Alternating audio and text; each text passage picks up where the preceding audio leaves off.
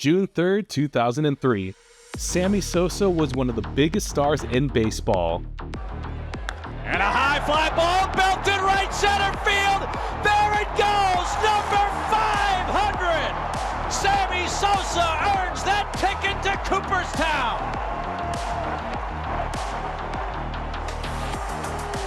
A former MVP, the man who helped save baseball alongside Mark McGwire during the historic home run chase of 1998. It's the Chicago Cubs against the St. Louis Cardinals. And once again, Sammy Sosa and Mark McGwire will continue their chase of Roger Maris. But on this night at Wrigley, all anyone would remember wasn't a towering home run, it was a shattered bat. And what spilled out of that bat would create one of the most embarrassing moments of Sosa's career. 3-2. Bouncing ball up the middle. A run's going to score. Anderson to throw to first. And time will bring home runs alive. Gonzalez to third gives Sosa his 25th RBI on a broken bat. The Cubs lead by 1 here in the first inning. Well, this isn't They're good. looking for a few more pieces of the lumber. No, they're looking to see what's in the bat. And they want to see if what's in the bat is really the bat or if there's anything in there that shouldn't be in there. And Chip, the only time I've seen something in there is if the bat is corked. Now, as far as we know, they have just the handle of the bat. They don't have the barrel of the bat. And Grzelcyk is going back to third. And Gonzalez is going back to second. And I believe there's going to be 2 outs. So still be a ground ball out, 4-3 for Sosa. I think the put out usually is given to the closest man to the play. In that case, it would be the catcher. 2 unassisted. That's how they work with interference. And that's what they were looking at. Now, Chip, I'm thinking from here, and of course, we're a long way away. That probably is just rotten wood. Yeah. To understand why this incident became such a massive story, you have to understand just how big Sammy Sosa was in 2003. Sosa waiting, swung on, deep, Mark McGwire, you got company, 63, grand slam home run, Sammy Sosa.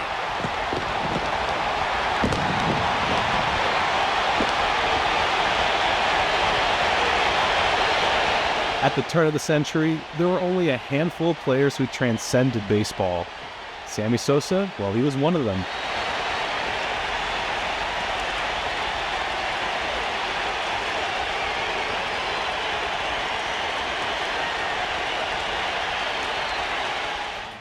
Fans packed stadiums hoping to watch him hit baseballs into another zip code.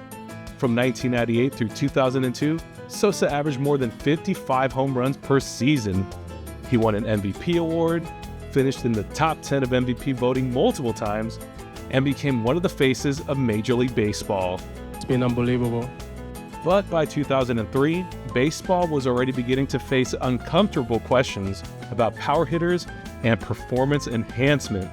There have been many estimates of use, impossible to verify.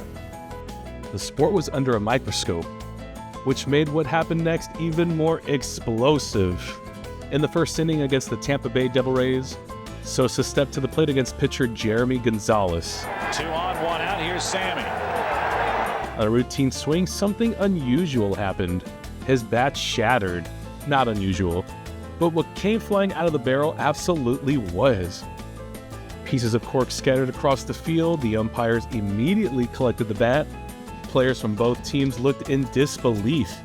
There was no debate. The bat was corked. The evidence was literally lying on the field. The game stopped.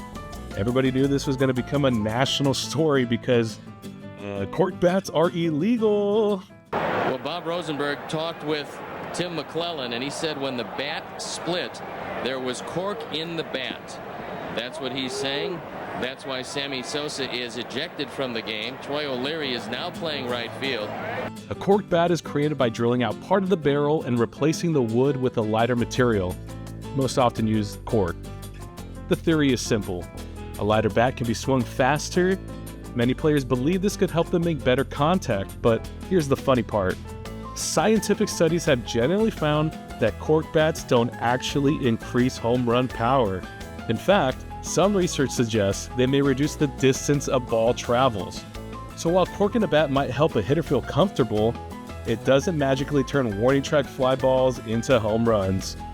Still, baseball rules prohibit altering bats in this way. Whether it works or not wasn't really the point. It was against the rules, and Sammy Sosa had been caught red-handed. Sosa immediately admitted that the bat belonged to him, but he insisted it wasn't his game bat. Why do you have cork bats at all? Is it just for show? In BP, in practice, in batting practice. I don't, it's something that to make my fans happy, everybody out there, you know what I mean, to come to see the batting practice in BP, definitely. Is that your only cork bat? Do you have others? No, sir. And knowingly, have you ever knowingly used a cork bat in a game? No, sir. I really can't say that right now. And, it's a mistake. It's a mental mistake. It happened. I just picked the wrong bat to go out there and, play in the game. And that's what I'm here today, to say I'm sorry and I feel bad about it, but I got to just keep it continuing. According to Sosa, the corked bat was a novelty bat he used during batting practice and exhibitions. He claimed he occasionally used it to entertain fans by hitting soft fly balls into the stands. His explanation was simple: he grabbed the wrong bat. Still, Major League Baseball investigated. Officials examined dozens of bats from Sosa's collection. Interestingly, none of the other bats showed evidence of corking. That finding became a major point in Sosa's defense. If he had been systematically using corked bats, investigators likely would have found more. Instead, they only found the one. Whether you believe Sosa's explanation is another story entirely. Major League Baseball wasn't buying the excuse completely. Commissioner Bud Selig suspended Sosa for 8 games. At the time, it was one of the most significant suspensions handed down for equipment tampering. Sammy Sosa had his say today, appealing his 8-game suspension for using a corked bat. Sosa met with Major League officials in Baltimore. Whatever punishment that they're going to do it, I accept it. It's been a tough week for me.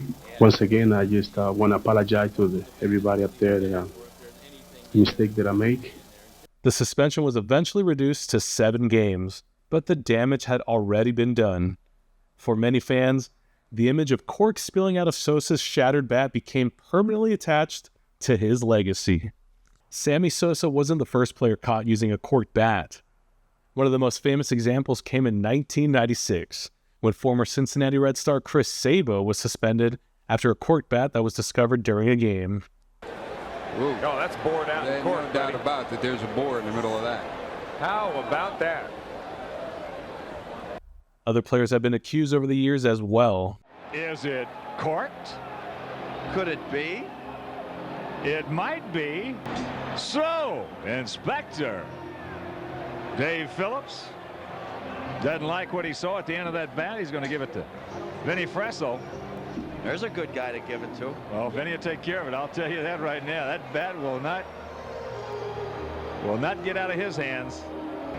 So here we go, Albert, with a new wand. Well, why don't they check this one?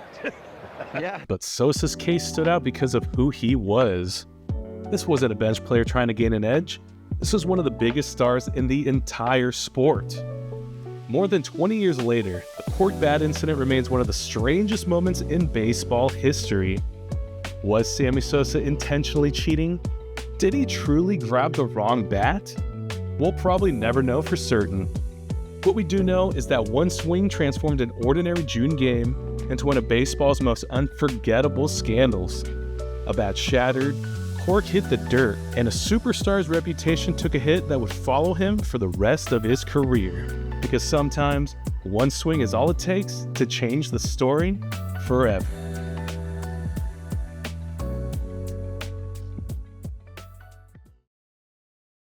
Hi, I am Sammy Sosa, and I am asking people to step up to the plate and take the Pepsi challenge. My favorite cola is definitely Coke. Can we change your mind? We'll see about that. Okay. I like that one better. In taste tests nationwide, more people prefer the taste of Pepsi over Coke. Yeah, guess we changed your mind. I guess you did. I'll take the Pepsi. So take the Pepsi challenge and let your taste decide.